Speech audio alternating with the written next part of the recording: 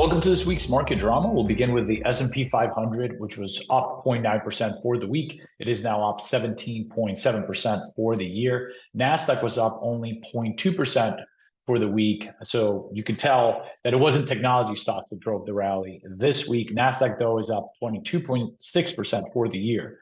So where were some of the major headlines? We had two big data points when it comes to inflation. One was the consumer price index, the CPI index, did better than expected.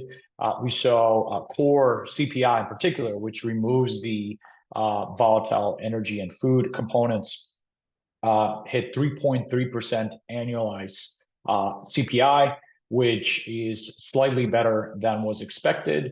On the other side, that was on Thursday. On Friday, we had PPI data, which is wholesale pricing data, and that one was hotter than expected.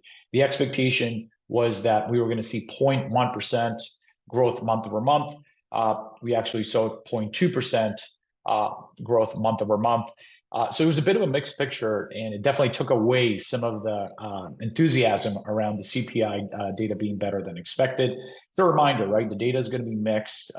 We need to continue to see inflation continue to come down before the Fed is ready to lower interest rates. Nonetheless, especially the CPI number does give the Fed some credibility here that they can lower interest rates maybe later this year. There was also commentary from the Fed chairman throughout earlier in the week that gave credence to, yep, at some point, right, we are going to start lowering interest rates if we see the economy continue to cool off and inflation continue to cool off.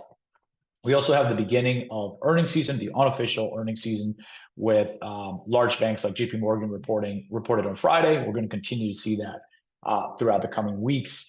What's in store for next week is we have U.S. retail sales data, which will give us an indication of how the economy continues to fare as we see a deceleration of growth. That's it for this week. Stay tuned for next week.